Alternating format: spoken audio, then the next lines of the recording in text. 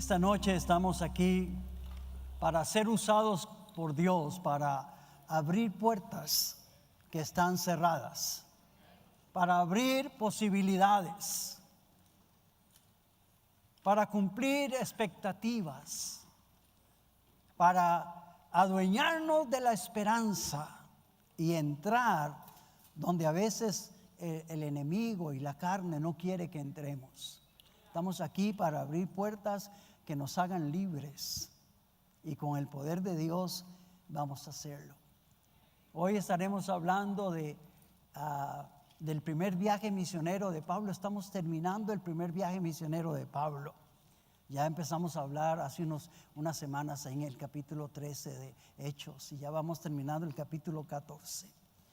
Y el resumen de este viaje, las últimas palabras o las primeras palabras de que Pablo expresa a la iglesia de Antioquía cuando regresa, y le dice cómo Dios nos usó para abrir la puerta de la fe a los gentiles. Y ellos abrieron una puerta gigantesca por la cual también nosotros hemos entrado para conocer el Evangelio. Y hoy Dios quiere también que nosotros abramos puertas, a veces puertas chiquitas, particulares, personales, que nos impiden ir a mejores lugares espirituales. Y yo espero que la predicación de esta palabra nos ayude. Amén. Estamos predicando de la Biblia y yo no estoy tratando aquí de decir lo que me gusta de la palabra, sino que estoy diciendo todo lo que la palabra me dice, para que aprendamos, porque toda la palabra, toda la escritura es útil para enseñarnos, para exhortarnos, ¿no? Para redarguirnos. Y esperamos que hoy esa palabra haga algo con nosotros. Dile a tu corazón: oye corazón, yo quiero que Dios haga algo contigo. Yo quiero que Dios abra alguna puerta nueva, ¿no? Este viaje misionero de Pablo y de Bernabé, ellos han salido de sus límites naturales. Dejaron a Jerusalén, dejaron atrás Judea y Samaria, y han empezado a cruzar otras barreras religiosas, raciales, otras barreras culturales. Esto dio inicio allá en el capítulo 13, cuando la iglesia en Antioquía, los profetas y maestros que habían ahí, adoraron a Dios, y ministrándole al Señor, el Espíritu Santo los llamó a empezar esta obra.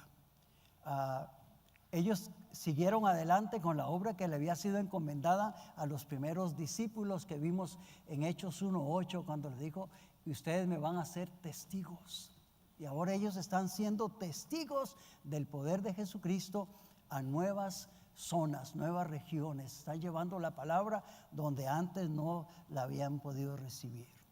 Este viaje nos habla de que ellos pasaron de Antioquía, que salieron de Antioquía y se fueron a Seleucia, y de Seleucia navegaron a Chipre. Y ahí en Chipre llegaron a la primera parte de la isla, se llama Salamina, y después llegaron a Pafos, atravesando esta isla. Y de allí navegaron hasta Antioquía de Pisidia y después a Iconio.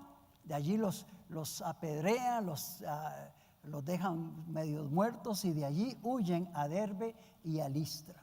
Este es el punto más lejano de donde ellos llegaron en este viaje, a Listra, ¿no?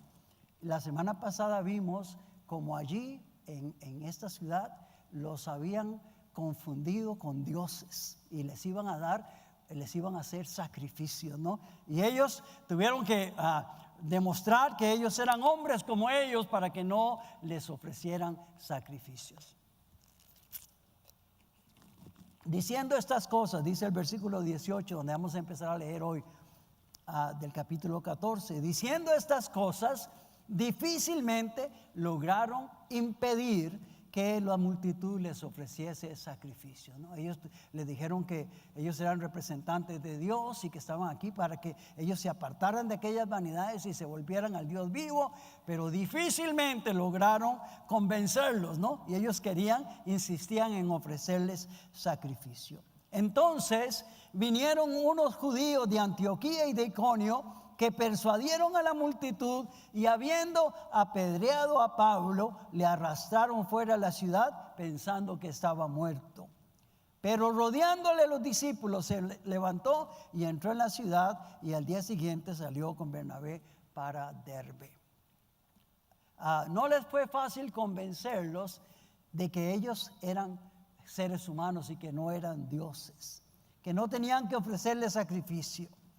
Humanamente, en la vanidad de la vida, uno se podría sentir muy honrado de que lo confundan con dioses y que le empiecen a dar honores que uno no se merece. Es muy probable que como cristianos o como siervos de Dios nos sintamos halagados cuando la gente piensa que somos más de lo que realmente somos. Y cuando empiezan a decir ustedes son una gente muy buena, muy especial, y empezamos a sentirnos orgullosos de esto que tenemos. Es muy probable que uno se sienta halagado por los aplausos, por el apoyo, por las cosas materiales que podemos recibir de servirle a Dios. Es muy común que seamos tentados con aspirar a un éxito donde nos sentimos muy bien.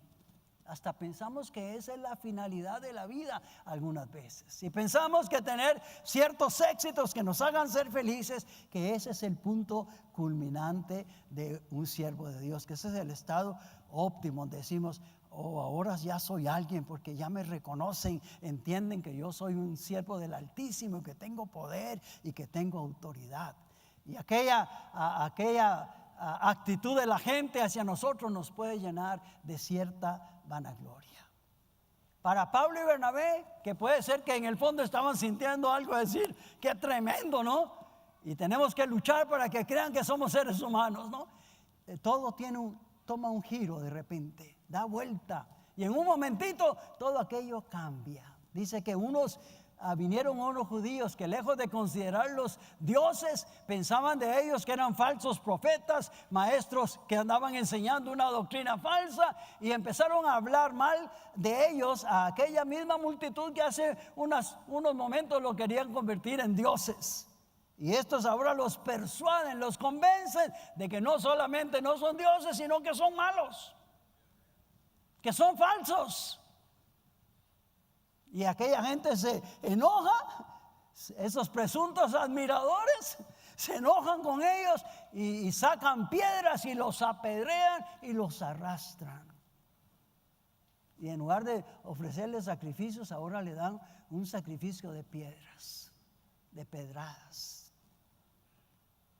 Y en lugar de honrarlos con toros y con guirnaldas, ahora los arrastran hasta pensar que estaban muertos.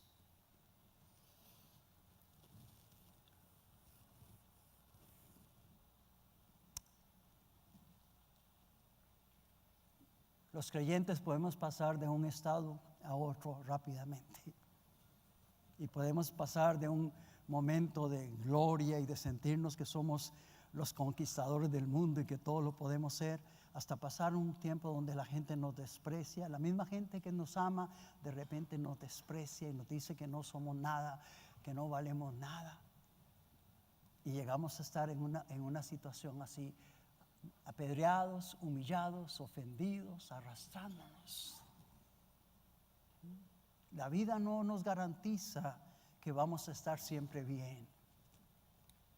La vida cristiana no nos garantiza que estamos en un éxito permanente. Más bien nos avisa que cuando estamos disfrutando del éxito, que estemos cuidadosos de no perder nuestra correcta perspectiva de Dios. Esta situación donde ellos están sufriendo, situación esta como la primera de ser considerados dioses, en las cuales necesitamos la guianza del Espíritu Santo. Nunca te dejes influenciar por las lisonjas o los aplausos de los demás. Nunca pienses de ti más de lo que eres. Nunca te consideres más que nadie. Nunca compitas, nunca te compares. Aprende a ser lo que tú eres, a pensar, decía Pablo, de ti mismo con cordura, sabiendo lo que tú eres. Nunca te creas más, pero tampoco nunca te dejes cuando estás mal. Y cuando te apedreen o sufras o estés en fracasos y te sientas mal, todavía recuerda que tú eres un hijo de Dios. Y que las circunstancias no te hacen cambiar la realidad. Y que el mismo espíritu que estaba ahí acompañándote en el éxito es el mismo espíritu que te está acompañando ahí en el momento cuando estás apedreado, casi noqueado. Ahí está el Señor contigo, ¿no? A mí no me importa si tú eres creyente. Yo no tengo interés de saber cómo estás pasando la vida. Sí, claro que me interesa porque te amo, pero yo te garantizo que no importa la situación, si tú eres de Cristo vas a salir bien. Vas a salir bien. Vas a salir bien porque el Espíritu de Dios está en ti. No porque las circunstancias estén a favor o en contra, es porque Dios está en ti. Amén, y eso es lo que hace la diferencia. Y cuando ellos están ahí, esta situación es muy hermosa, dice, porque entonces los discípulos se levantaron y los rodearon. Situación que muestra a los discípulos haciendo un escudo protector alrededor de aquellos dos apóstoles, como debe ser la actitud propia de los hermanos.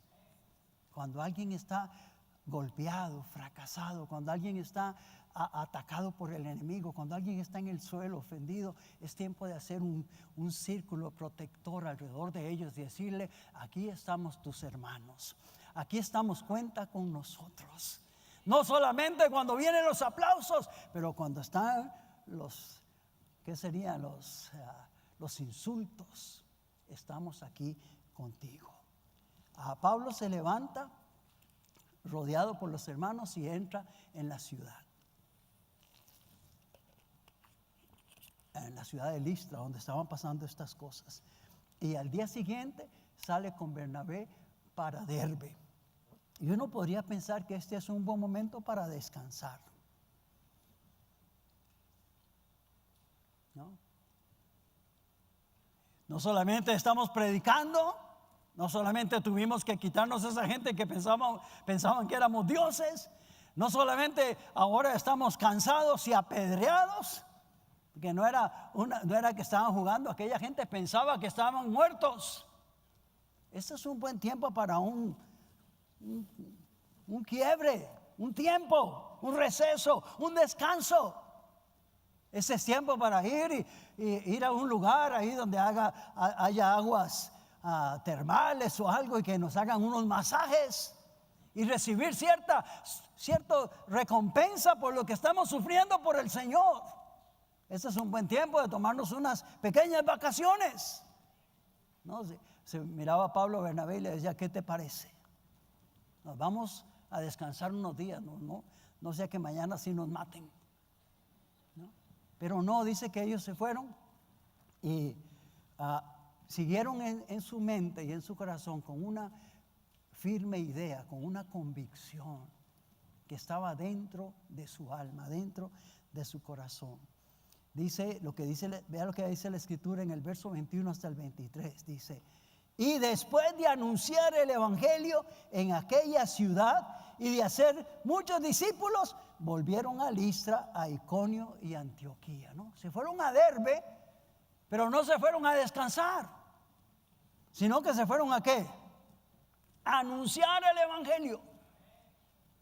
Nosotros somos los que pensaban que éramos dioses. Nosotros somos los que nos apedrearon hasta casi quedar como muertos, y tenemos un mensaje para ustedes y no queremos parar de anunciarles el evangelio del Señor Jesucristo. Y vamos a seguir haciendo esto. Y no solamente eso, pero dice que hicieron muchos discípulos. Hicieron, no poquitos, pero hicieron muchos discípulos. A veces a nosotros nos cuesta mucho hacer un discípulo, pero esta gente, apedreados y golpeados como estaban, se fueron a Derbe y hicieron en unos días muchos discípulos. Muchos discípulos. ¿Cuántos discípulos hicieron? Muchos discípulos, ¿no? Y volvieron a Listra, a Iconio y Antioquía, confirmando los ánimos de los discípulos, exhortándoles a que permaneciesen en la fe y diciéndoles: es necesario que a través de muchas tribulaciones entremos en el reino de Dios. Y constituyeron ancianos en cada iglesia, y habiendo orado con ayunos, los encomendaron al Señor en quien habían creído. No era un tiempo para un break. Era un tiempo para un quiebre, para un receso, para un recreo, para unas vacaciones. Ellos se fueron y siguieron predicando. Se fueron y siguieron predicando. Yo recuerdo cuando yo era niño, habían unos muñecos que eran de plástico, de hule, de aire, que tenían una base pesada y eran como inflados, ¿no? Y uno los tiraba al suelo. ¿Alguien recuerda esos muñecos? ¿Y qué pasaba con esos muñecos? Se volvían a parar. Nosotros lo llamábamos porfiados. Porfiado, la palabra porfiado significa terco. Esos muñequitos eran unos tercos, ¿no? Uno los tiraba, los niños jugábamos, los tirábamos y otra vez se ponían de pie. No había manera de que se quedaran allí, eran porfiados. Y Bernabé y Pablo eran porfiados. Ellos estaban convencidos de lo que tenían que hacer. No importa que los compararan con dioses, no importa que los apedreaban, ellos seguían predicando el evangelio. Se levantaban con nuevo ímpetu, con nuevas ganas y decían: nosotros seguimos predicando el evangelio del Señor Jesucristo, pase lo que pase, venga lo que venga. Yo creo que nosotros los cristianos de este tiempo necesitamos aprender a ser un poco porfiados en Cristo. A veces somos porfiados afuera de Cristo, ¿no? Y somos a veces obstinados y tercos en las cosas naturales. Pero que seamos porfiados en Dios. Tenemos una tarea que tenemos que cumplir y no hay nada en esta tierra que nos va a parar. No hay nada. Porque el Señor Jesús nos mandó y nosotros tenemos mucho gusto en hacer esto. Esta es la mejor defensa de la iglesia. Hoy está de moda hacer guerra espiritual. O por lo menos hablar de hacer guerra espiritual. Yo les voy a decir para mí lo que es la esencia de la guerra espiritual. La esencia de la guerra espiritual es predicar a Jesús. La esencia de la guerra espiritual es obedecer las leyes de Dios. La esencia de la guerra espiritual es vivir la palabra de Dios. La esencia de la guerra espiritual es estar convencidos de que tenemos una misión en esta tierra y que no hay nada que nos pueda impedir hacerlo. La esencia es compartir esta fe con los que están perdidos. La manera de ganar la guerra es predicando el evangelio. Nosotros no podemos matar al diablo, ni podemos, muchas de las cosas que decimos, no podemos encadenarlo ni atarlo. Nosotros no podemos hacer eso. El Señor un día va a mandar un ángel que va a venir y lo va a encadenar a él por 1000 años. Eso dice la Biblia. A nosotros lo que nos corresponde es predicar la palabra, es amar a la gente. Y esa es la mejor manera de hacer guerra espiritual. Yo puedo pasar una noche gritando en un templo donde nadie me ve y el enemigo no se asusta por eso. Pero el enemigo sí va a tomar represalias cuando tú sales y empiezas a decirles a tus amigos que están perdidos que hay una sola esperanza y que hay un solo camino, que es Jesucristo. Esta es la esencia de la guerra espiritual. ¿Quieres hacer guerra espiritual? Habla la palabra, predica, sigue amando a la gente y predica el evangelio a toda la gente que te rodea. ¿Quieres ser un guerrero que no tiene victorias? Nunca prediques. No le hables a nadie del Señor. Nada va a pasar. Y el enemigo no te va a atacar ni te va a molestar. Empiece usted a hablar y va a entrar en la guerra. Y va a entender la necesidad que tiene del Espíritu de Dios y de la gracia y de la misericordia de Dios. La mayor bendición y la mayor felicidad y satisfacción de un cristiano es verse multiplicado en otros discípulos cuando el enemigo quiere matarte y quiere borrarte de la tierra. Poderse ver multiplicado. Oh, hermano pastor, pero yo no conozco mucha gente para ser discípulos, pero tal vez tienes hijos. Hoy escucho mucha gente cristiana que dice, no sé qué hacer con mis hijos. Oh, tengo mis hijos en drogas. Déjeme decirle una razón porque los hijos de muchos cristianos están en drogas, es que no han tenido papás que los discipulen.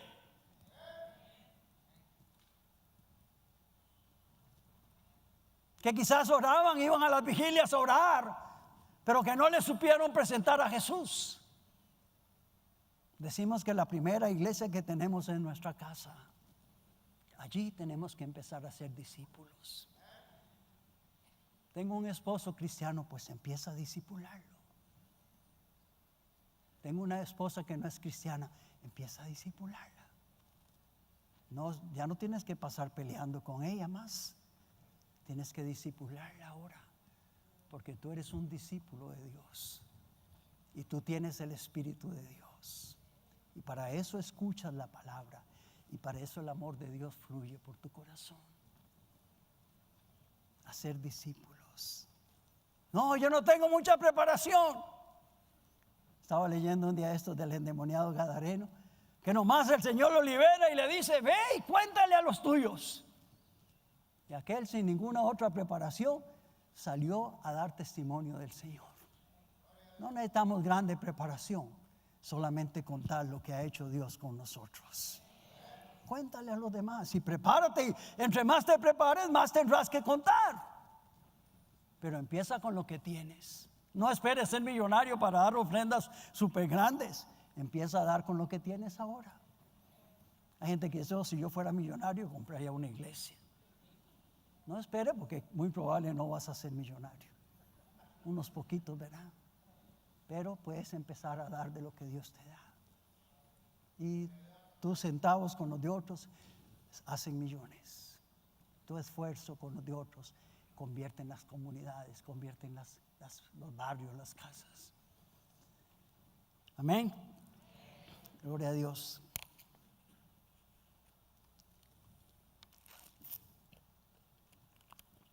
Y luego vinieron a Listra, otra vez donde los habían apedreado. Porque son porfiados. ¿Quién quiere ir a donde lo apedrean a uno? ¿Sí? Y ellos vuelven, van a Derbe y predican y hacen discípulos. Y ahora regresan otra vez a donde fueron apedreados. Ahí había sanado ¿se recuerda? Un paralítico que nunca había andado. Allí se sanó. Por eso los habían comparado con dioses.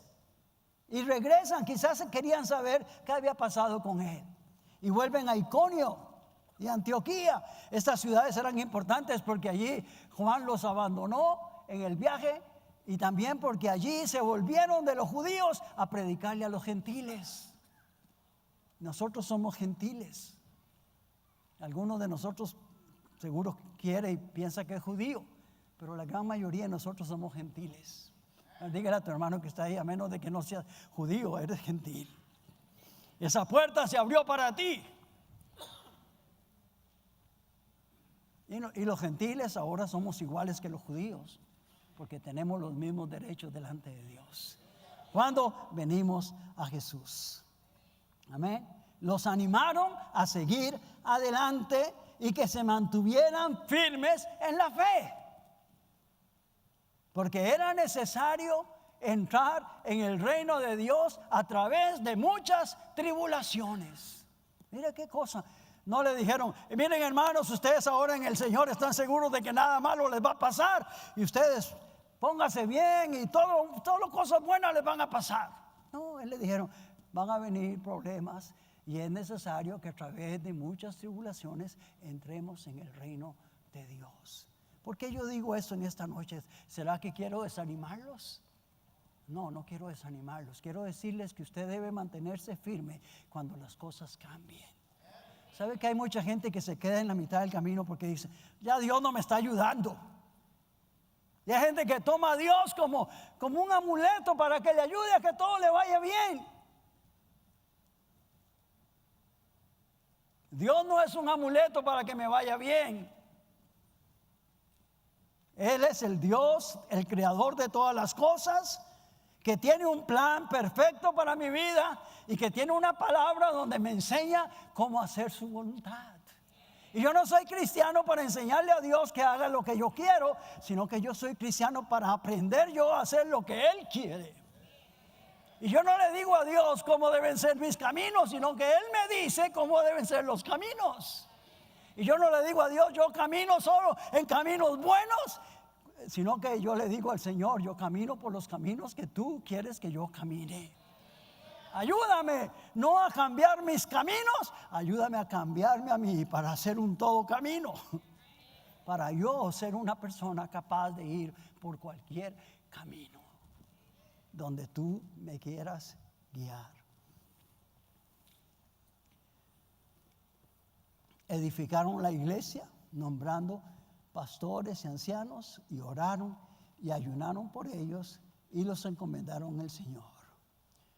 Desde nuestra posición como cristianos, nos queda bien hacer todo lo que sea bueno para los demás. Bendecir, animar. Yo te quiero animar. No importa lo que pase en tu vida, yo te quiero animar a que sigas adelante. Les cuento algo que no es tan importante, pero que tiene cierto valor. Cuando yo fui llamado al ministerio, yo era muy pobre. Y la iglesia que me llamó era pobre. Y a los hermanos que yo les predicaba eran pobres. Y yo viví en el ministerio por muchos años, en mucha pobreza. Algunas veces llegar a mi casa y no tener que comer. Y muchas veces esperar hasta los últimos minutos para ver cómo Dios me daba el dinero para pagar la renta. Y yo le agradezco a Dios. Mis hijos crecieron así. Y éramos misioneros también, que íbamos a muchos lugares. Y no teníamos seguro médico. Y en un lugar de Centroamérica, en un viaje misionero, nuestro hijo mayor se enfermó de hepatitis. Y no teníamos cómo llevarlo al doctor. En otro viaje en otro país, el segundo hijo se nos enfermó con una fiebre terrible, perdiendo peso cada día. Y en ambas situaciones y en muchas otras más, el Señor fue nuestro sanador. El Señor fue quien nos suplió. Y yo aprendí a hacer. Alguien me dijo un día, hermano Gerardo, ¿quién le paga a usted? Y yo le dije, nadie, solo Dios. Yo vivo por fe.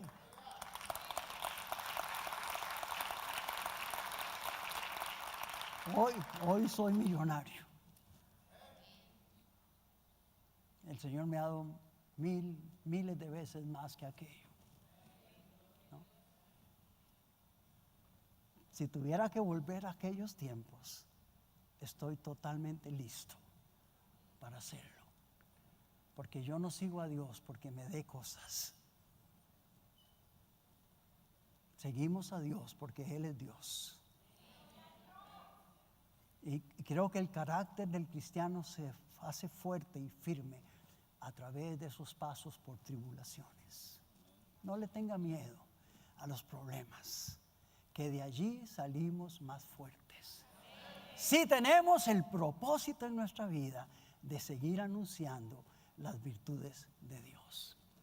Que nada ni nadie nos detenga para hacer el bien, para servir. Dice el versículo 24, pasando luego por Pisidia, vinieron a Panfilia y habiendo predicado la palabra en Perge, descendieron a Talía. De allí navegaron a Antioquía, de donde habían sido encomendados a la obra de Dios, a la gracia de Dios para la obra que habían cumplido. Siguen su viaje de vuelta a la iglesia que habían sido enviados, siguen predicando. El versículo 27 y 28 dice, y habiendo llegado y reunidos a la iglesia, refirieron cuán grandes cosas había hecho Dios con ellos y cómo había abierto la puerta de la fe a los gentiles. Y se quedaron allí mucho tiempo con los discípulos. Si pudiéramos ponerle un nombre al viaje misionero de ellos, sería abriendo la puerta de la fe a los gentiles. Ellos abrieron esa enorme puerta para que el evangelio entrara a todas las demás personas del mundo que no eran cristianos. Dios hace lo que Él se propone hacer y Dios siempre cumple lo que Él se propone hacer. Amén. De esta historia yo saco algunas enseñanzas. Yo espero que usted pueda recordar alguna de estas. Dicen que uno recuerda un 20% de lo que oye. Algunos que quizás han tomado notas, o quizás algunos van a seguir oyendo un mensaje o van a oír un CD o algo. Y los que van a practicar estas cosas van a recordarlas. Déjenme decir rápidamente algunas cosas. No son 4, son 9. Rápidamente voy a decírselas. Digo 4, pero aquí son los otros 5. 9. Cosas para que usted recuerde, y yo también. Primero, hay momentos cuando el éxito del ministerio es tal que hay personas dispuestas a poner a los siervos en pedestales y darle honores que no se merecen. Y nosotros nos podemos sentir así, como reyes, ¿no? Hay momentos así. Pueden venir, la segunda nota, pueden venir otros tiempos cuando la misma gente se vuelve en contra de nosotros y son capaces de apedrear y arrastrar a los siervos de Dios y procurar su muerte. Y también en ese tiempo nosotros nos podemos sentir diferentes, ¿no? Como nadie me quiere, nadie me apoya, todo el mundo está contra mí. Este es tiempo de dejar de sentir eso y empezar a sentir que pase lo que pase, el Señor está conmigo. Dígale a su hermano ahí, por favor, dígale, pase lo que pase, el Señor está contigo. Cuando hay amenazas y peligros, es tiempo para que los discípulos se unan como un casco protector alrededor de los que están en riesgo y defenderlos. Si usted ve a un cristiano en peligro, sométase. Hoy hay algo que el enemigo nos está atacando mucho. En la internet aparecen toda clase de noticias y a veces yo veo a los cristianos agarrando malas noticias y empiezan a pasarla a todo el mundo como si fueran verdad, sin examinar si es verdad o no. Piensa mucho cuando vas a manchar el nombre de un cristiano. Piénsalo mucho. Hay gente que no se mide y oye lo que pusieron aquí de tal predicador o de tal maestro, de tal cantante, y andamos mandando mensajes que son puras mentiras del diablo. Lo que debemos hacer es un casco alrededor de esa gente y empezar a orar y protegerlos. Nunca se alegre en que algún creyente ha fallado. Póngase al lado de él para defenderlo. El punto 4. Sin importar las condiciones externas, los siervos de Dios son llamados a seguir predicando el evangelio. Y esta es la esencia de la guerra espiritual que tenemos: predicar y hacer discípulos. 5. Nos corresponde animarnos en tiempos de tribulaciones y no extrañarnos cuando nos sorprenden tiempos contrarios. Se entra al reino de los cielos a través de muchas tribulaciones. Quizás no aplaudimos por eso, pero así es, ¿verdad? Constituir ancianos y edificar la iglesia y ayudarnos a establecernos como creyentes es la responsabilidad de cada uno de nosotros. Esta noche, antes de irte, tú puedes ir donde un hermano y darle una palabra de edificación y decirle: cómo me alegro de que tú sigues adelante, y animarlo. Tú eres muy importante, tus palabras son muy importantes. Anima a la gente que está cerca de ti. Número 7, no podemos renunciar nunca a las viejas prácticas de orar y ayunar. Orar y ayunar siguen siendo necesidades básicas de la iglesia del Señor Jesucristo y de todo aquel que quiere servirle a Él. La obra de Dios obviamente toma tiempo y vale la pena animarnos contando entre nosotros, dando testimonio entre nosotros de lo que Dios ha hecho. Saque tiempo y dígale a su familia, cuéntele a sus hijos las maravillas que Dios ha hecho con usted. Reúna a sus primos, a sus tíos y cuéntele lo que Dios está haciendo con usted. Cuando va a la iglesia, cuando va a los grupos pequeños, ahí cuente las maravillas de lo que Dios está haciendo en usted. Creo que hasta el día de hoy nosotros seguimos abriendo puertas. El Evangelio tiene poder para derribar todas las barreras que el hombre crea. Hay muchas puertas cerradas en el mundo espiritual y a nosotros nos corresponde abrir esas puertas. Hay muchas puertas cerradas.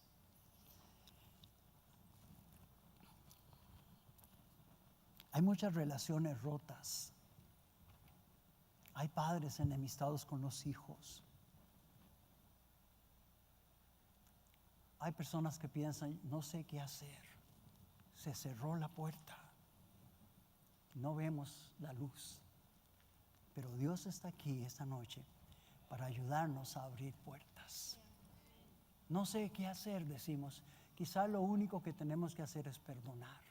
Tomar el teléfono, hacer una llamada, escribir una nota, pedir perdón, aceptar a aquella persona que nos está llamando y que no queremos atender, renunciar a amistades que no me convienen, ir a la reunión de oración, venir al culto. Quizás esas cosas pequeñas van a abrir puertas. Tú sabes dónde pegas. Tú sabes. Hoy puedes venir delante de Dios y decirle, Señor, yo necesito que tú abras estas puertas. Úsame para abrir esta puerta en mi vida. Amén. Si hay alguna puerta cerrada para ti, yo te invito a que tú creas y dile al Señor, Señor, ayúdame a abrir esa puerta este día. Amén. Oremos.